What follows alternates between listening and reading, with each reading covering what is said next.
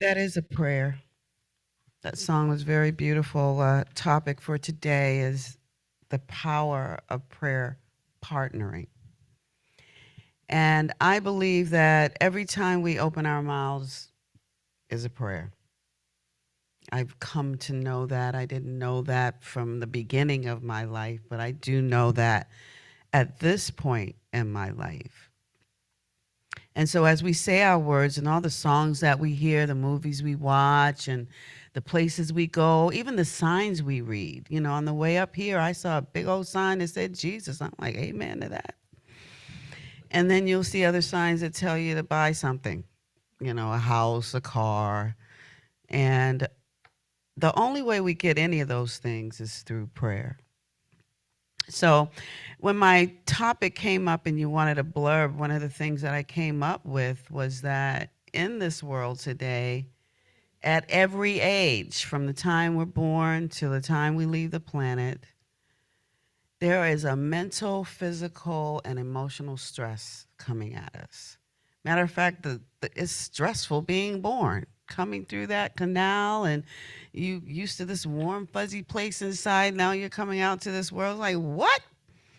What is this? Maybe that's why we cry when we get here. You know what? Put me back. And then we had a pandemic come, and the aftermaths of that, someone was asking me, this is my birthday month, so welcome fall, everybody, but happy birthday to me, October 11th. So we're starting now with you, October 1st. But with that said, I'm not traveling because the fares are like skyrocketing. I thought I was going to go somewhere and it was $1,200. I thought I was going to go somewhere else, it was $800. Those same tickets were like $400 or $500 last year. I'm like, what are they doing? Someone said they're trying to make up. How do you make up for a time? So with that said, I want to ask you a question. This is what I would do in my facilitations class when we look at all we really have with our prayer is time. It's all in God's timing, not our timing. We think we get to control everything. Control is an illusion. So if I asked you what time it is, we would pick up our phones, maybe look at our watches. Does anybody still wear a watch? Ah, a watch. Wow, I have a few and I don't wear them anymore because I pick up my phone so it's just jewelry now, right? So, or I'll look at this clock and see each of us would have a time, and it would be pretty much accurate, especially with the phone. But if I asked you time, what is it? I think every person in here would have a different answer. And that's what prayer is. Prayer is how we use our time. And we're all getting a different answer to who you are, to who I am, and to what we want. So I gave you a quote: prayer together equals happiness together. Because the thing I want to do with my prayers is to get back to happy. Usually in the day, if something interrupts my day, that means I'm not feeling a high vibration, which I make an equivalence to being happy. Yours could be the word peace. I like that word. That's actually on my website. I don't think you can get to happy without peace. So I think that's a part of what the prayer is, to get back to my peace, get back to center, and then I can go do my happy things. But we have to choose happiness. We have to choose peace. We have to choose kindness. Namaste is in the song that we sang earlier today, and I think you all know I wrote a book. You've got it out there. And the last words in this book is namaste. And I wanted it to be that because I wanted us to be curious about what that word means, because words matter and how we use them. And it really is what we sang today: the light in me, the love in me, the joy in me, the God in me sees the light in you, the love in you, the joy in you, the happy in you. But when you're not doing that, although I see that, I need a prayer. Because something's not right. We're not lined up right. It's in there. It's in every single one of us to be kind, to be happy, to be joyful, to be of courage to get back to those things. The courage is in there. So what we have to do is see what our habits are. And we talked about the 7 habits the last time I was here. I think you guys did a whole series on that. And I believe that's what prayer is, a habit. Either it is or it isn't. Just like how we get up and shower, either it is or it isn't. And I have to tell my granddaughter, you might need to go in there and take a shower. You know, you have to remind them to take a shower. It's like, you don't think you need one? I smell you. No. So, no, but you want to know and feel in yourself what your habits are. And she has grown up and she's all delightful now. But in the little stages, what our habits are very important because we can get in the habit of not being in a healthy state. It has to be taught. So it's the intersection of knowledge, skills, and desire. So, bathing is hygienic. Brushing your teeth is hygienic. That's keeping the body functioning and well. And so that's the physical aspect. Getting rest, that's important. Don't stay up all night doing your homework. Do your homework when you get home from school. How about that? Or in our cases, when we get up and we're still working in the world, how many of us take the time to start with God? To say a little prayer before we get out there in the midst of the world and all the stuff that they're going to bring us, and they might not have prayed that morning. And I know schedules are really busy for those of us that don't have the demands of that same schedule anymore. IBM is not pulling at me like it did, those 25 years. And I get to sit back and see how much they were pulling at me. And how much prayer had to balance me, really, even in my corporate environment. So I don't care what your environment is, whether you're the CEO of it or you're the janitor of it. It is our opportunity to stop and pause and pray. And even if you don't say anything but thank you, that's a prayer. So for those busy schedules, you don't have even 5 minutes, take a second, say thank you, and do it all day long, and that'll be your prayer. So what is a prayer? Prayer is connecting with infinite mind. It is that source that makes all of us. It is always that communion with the one power. And we can call it Jesus. We can call it Yahweh. We can call it the moon, the sun, autumn, Libra. We can call it what we want to. This is why Jesus' followers said, don't go by what it looks like, appearances. They're just appearances. It is up to us to see past anything. We had to see past the pandemic to be here. We had to, or we would not be here. We had to know a greater idea in the midst of that chaos. Matter of fact, that's when I did leave IBM. My job went away, and I prayed about it. I'm like, well, do I want a new boss in the midst of COVID? And nobody knows what they're doing, but they're going to be trying to instruct me. And I bet they weren't going to be instructing me through prayer. They were going to be instructing me through their egos and how they felt and what they were trying to figure out. And the universe evidently said, you're not going to go through that. And I'm like, how am I going to pay my bills? If I don't, I got you. You're covered. The prayer said covered. So we have to listen to the prayer too. I don't think I would have a book out if I stayed with IBM because time, we only have so much in a day. We have 24 hours to use, and we have that every single day of the week. But that's really all we have in that day. So what are we doing in that day? And I would have still been giving those hours and that time to a company, and now I can build my own. But it took those circumstances and answer to a prayer for me to move. And I believe that prayer is vital. I believe that life itself is a prayer. That time with IBM actually prepared me to do this book. I had an NDA in place, a non-disclosure agreement, because we had that kind of thing. So if somebody tried to steal my idea, you can't. Or you can. You can try.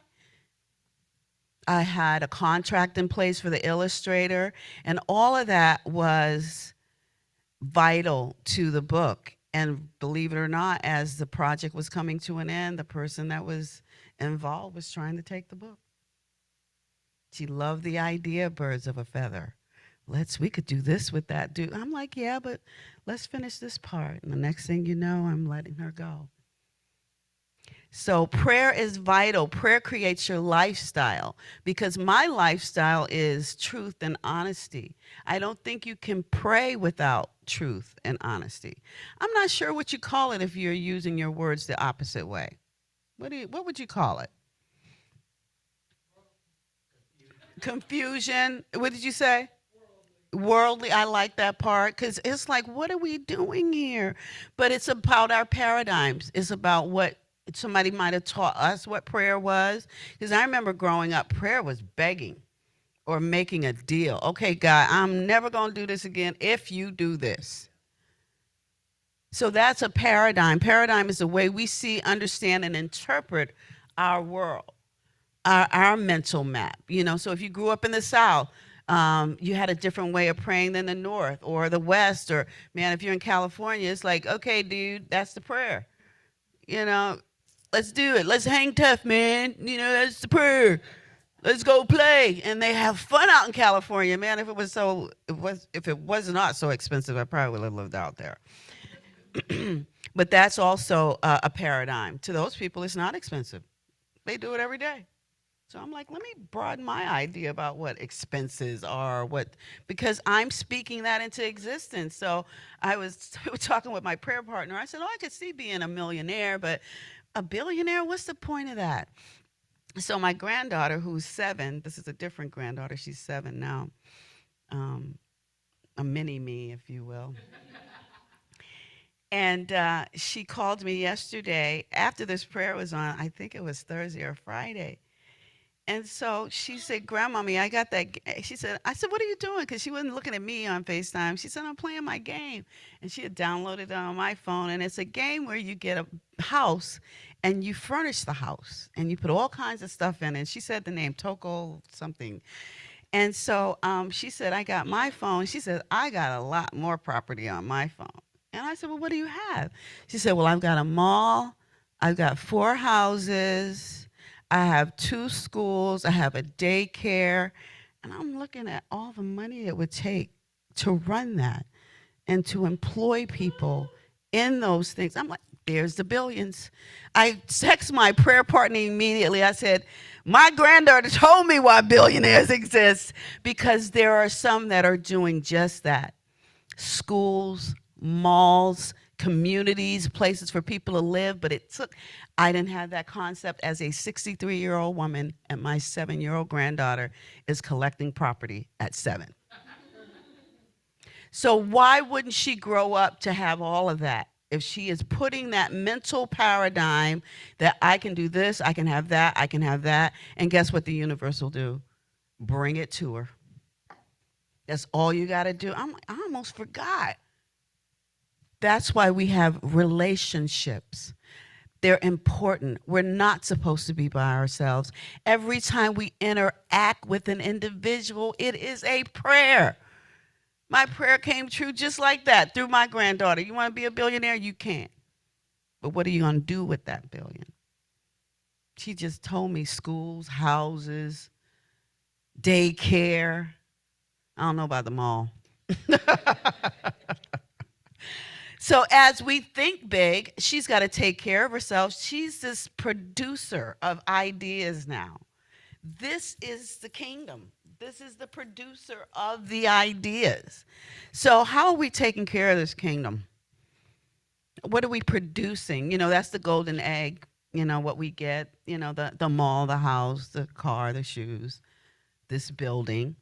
All this is results of prayer and the production capability of this organization, and you produce.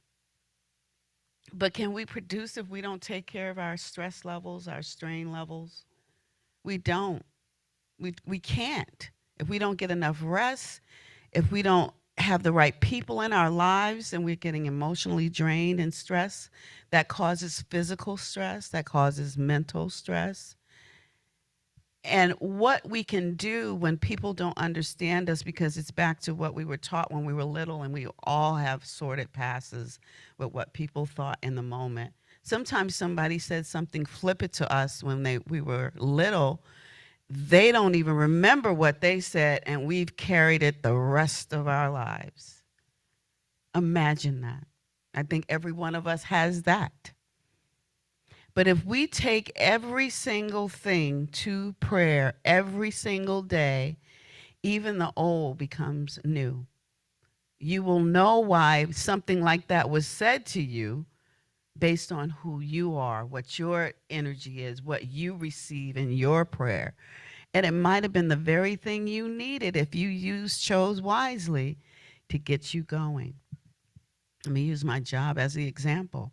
When my boss, after 12 years, this job was supposed to be only 6 months. That was going to be long enough to find me something else because I was leaving IBM in '08 according to downsizing. But I was a lot younger then. I'm like, huh, I really don't know. I just bought the car. I'm like, wait a minute, spirit. I got on the floor and made a vision board.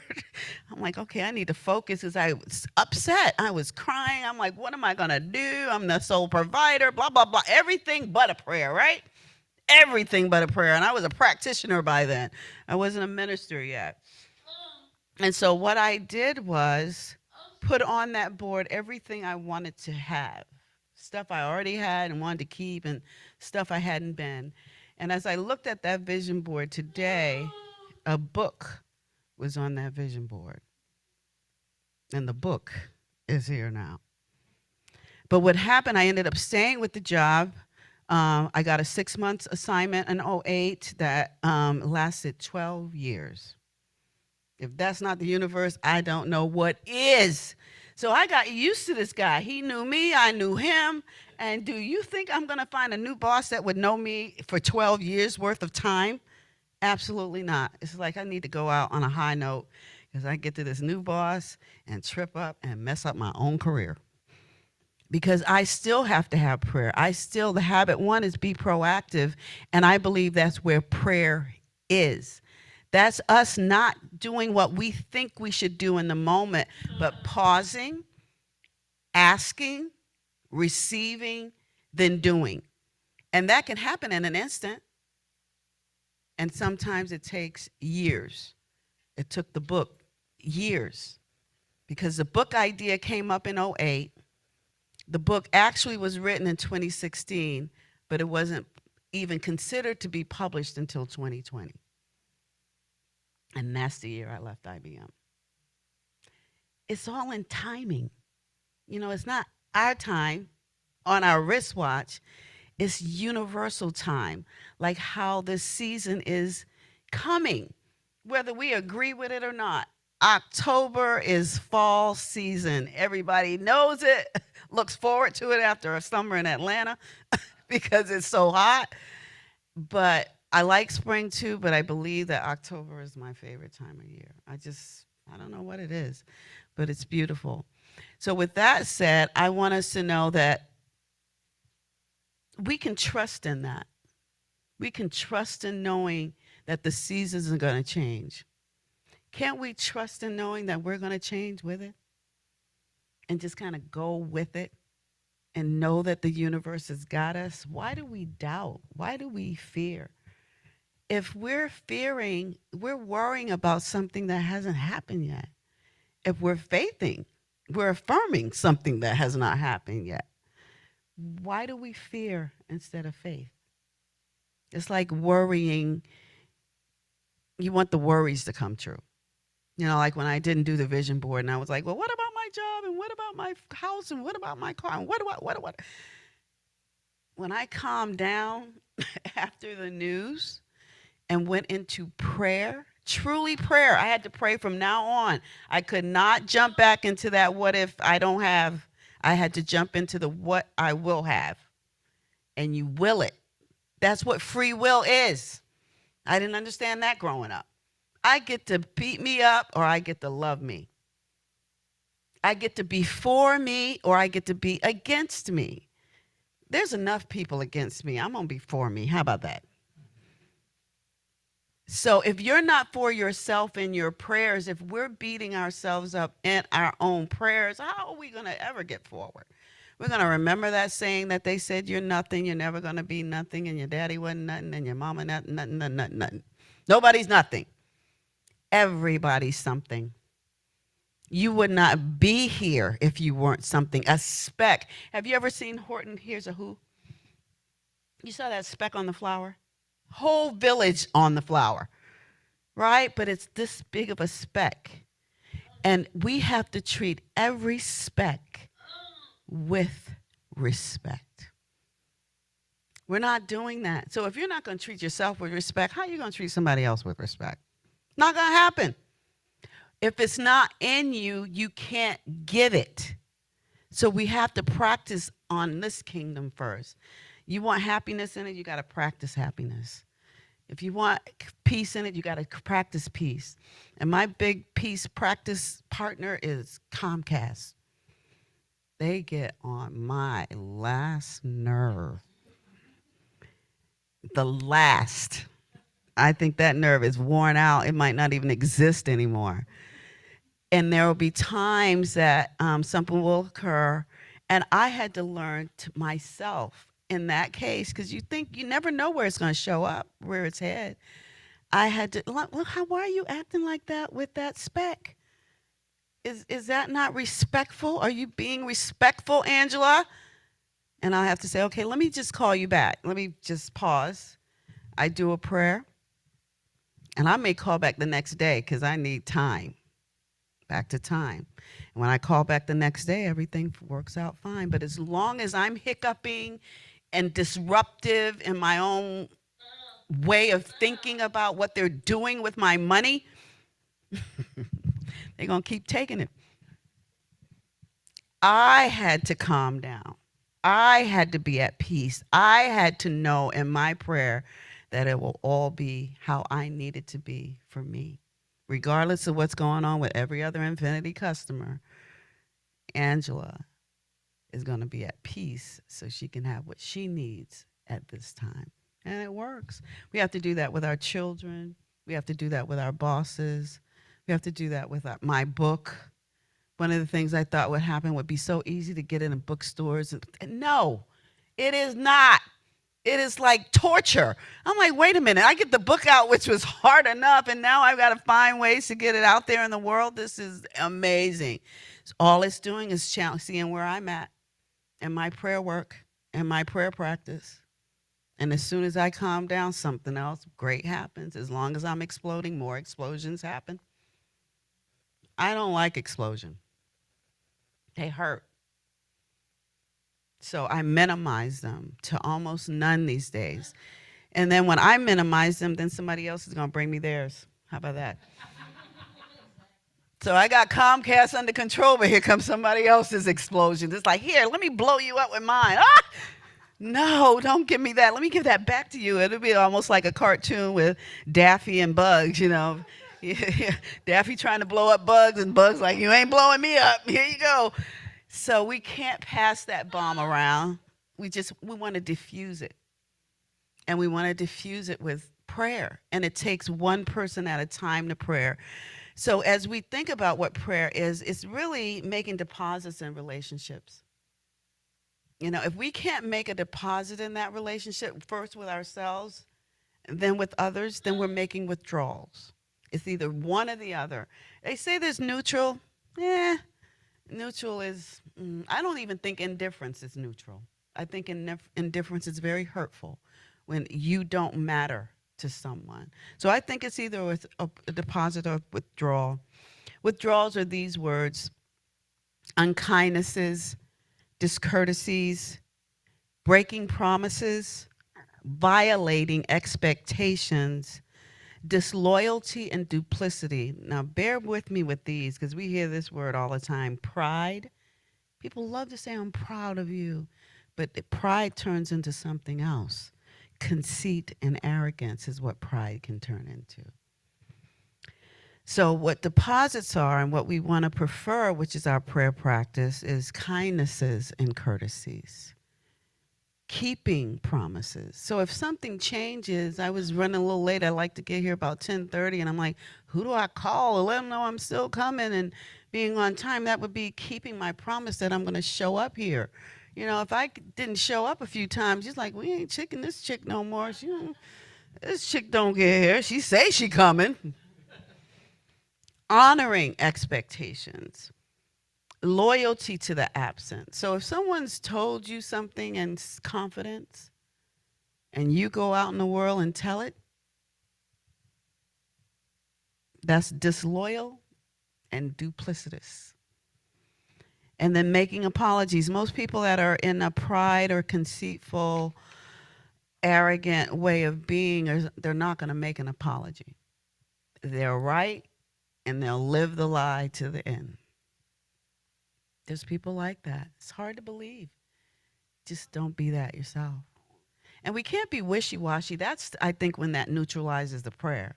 You know, sometimes you're, yeah, this, and sometimes you're unkind. Sometimes you keep your loyalty to the person. Sometimes you don't.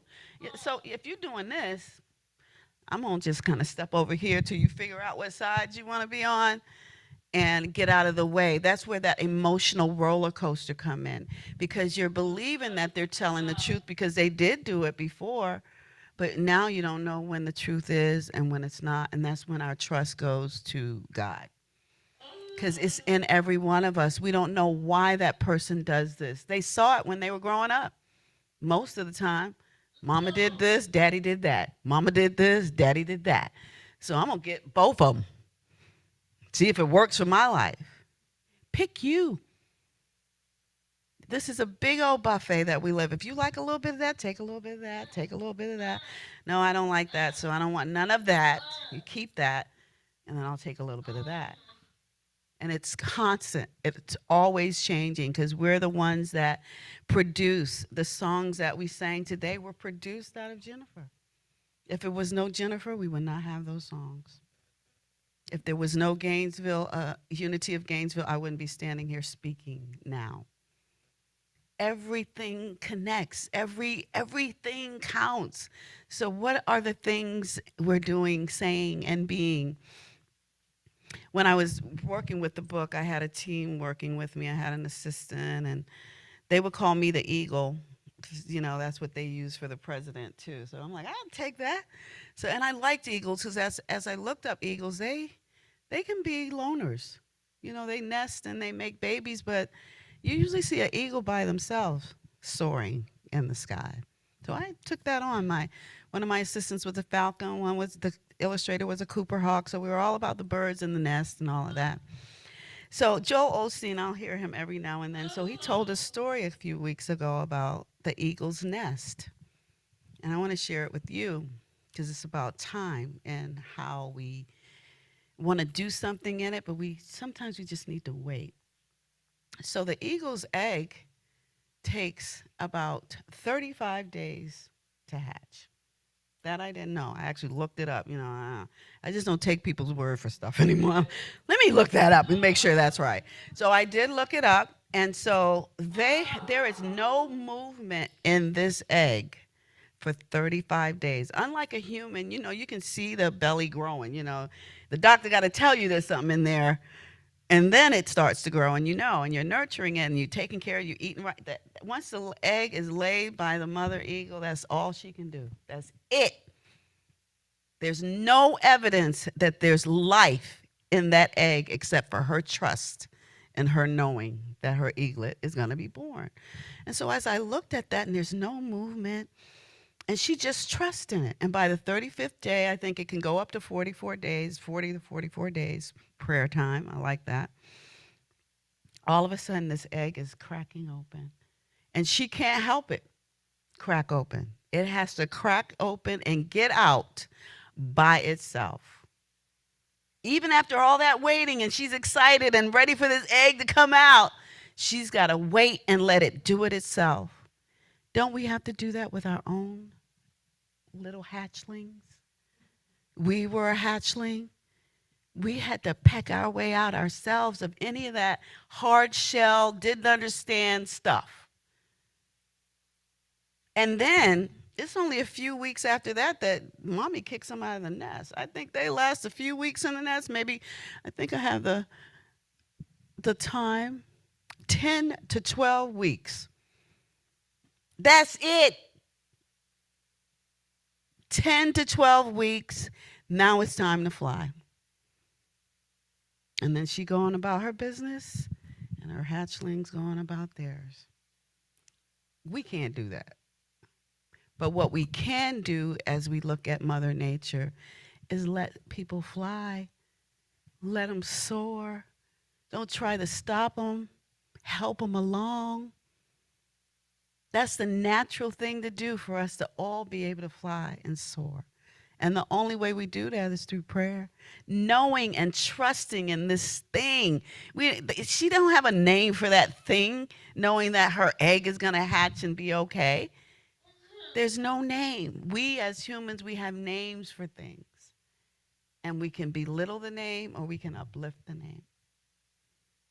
It's up to us to uplift the name. And one of the things about partnering with a particular person, how many people have a prayer partner in here? Very good. And like I said, we're already praying with whoever we're praying with. But this is what prayer partnering does too, because sometimes we can't see past that egg not opening up. It's like it's taking too long. It should be cracked by now. It's 35 days. It's now 40. It, if you talk to someone, because we are human, it improves our ability to manage our stress. When I talk to my prayer partner, she's actually in Puerto Vallarta, Mexico. We met at a convention in Denver in 2020. The universe knew I was leaving the company, evidently, so it set up a new prayer partner. It's like, this girl gonna need prayer. So it increases focus. So once that job went away, I didn't focus on the job that left. I focused on the new me, which says it's gonna your ability to pay attention and focus and concentrate instead of worry. Improve emotional regulation. If you feel yourself upset and you can't get to your prayer partner, some of the things that I recommend is music. You've got that magic touch, so you get to go play to yourself. So I have to go find your CD or somebody's CD or go to a concert and hear the music. But it brings peace, calmness, assurance, and confidence. Those are the things we need when we hear the negative stuff coming at us from wherever it comes. It increases empathy and respect. It's important to understand that everybody might not understand what we have even said to them, even our prayer partner, because she is originally from Honduras. Her first language is Spanish. My first language is English, and it's Bostonian English. So now we don't even really have the same language, but we don't even really need language when it comes to prayer. It increases resilience, and that's the part that happens. We don't have to really understand every single word out of our mouths, but we know we're here to help each other overcome our challenges. And then it improves physical well-being, our ability to get up and go to the bathroom and take a shower and feed ourselves and walk in the garden and drive our car and watch TV and come here. We have so much to be grateful for just in what we have in our lives today, and all it does is bring more. We're not feeling good. We need to know that there's something going on with us, either mentally or emotionally, that is attacking our body, our physical. And we so often just shrub it off. You know, if I get some really bad news and I feel some kind of way, the first thing I'm doing, if I can't talk to my prayer partner, I text her. And it's almost, to me, it's like taking out the trash. You know, if somebody want to dump stuff on you, or like someone else's, or I'm dumping stuff on me, take the trash out. It's trash. One of the things we used to say with our clients, they would be onboarding and they would send us a name and the name would be spelt wrong. And now we're putting it in what we call our blue pages. It's like an online address book, like what we have today. I don't even think we have physical address books anymore, but everything's online. And so the data, if they give us wrong data, guess what? Wrong data goes out there into the world because that's what you gave us.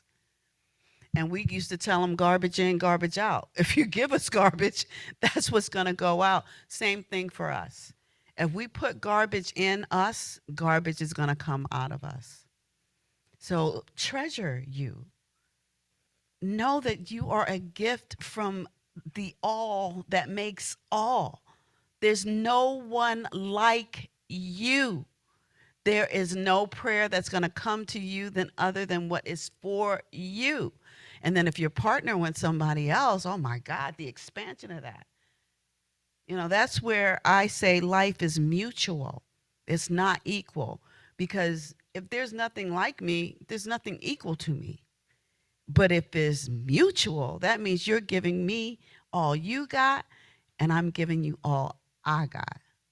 But so many people give, I'm going to give a little bit because I don't know how they are. Guess what? You get a little bit back. I'm going to give half. Well, guess what? You get half back.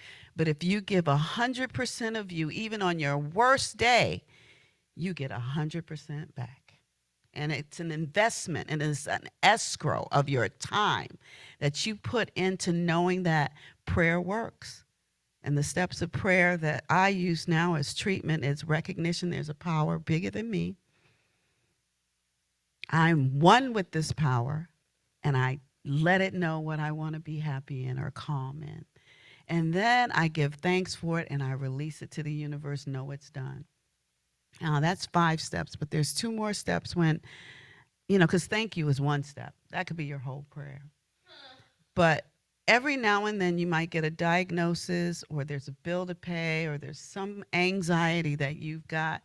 Don't ignore the anxiety. So the steps would be 7. It would be recognition there's a power that's going to handle it. You're one with that power. Affirm what you need. You've got all the money you need to do everything you need, whatever. You have all the health you need. You have all the joy you need. You have all the peace. I don't feel at peace. I don't feel like I have enough money. I don't feel. That's when you give it to the universe. Well, I got you. Whatever you say you don't feel it. Know it. Know that you have everything you need. Give thanks for that and release it. Because sometimes you feel like the doctor's going to tell you something terrible.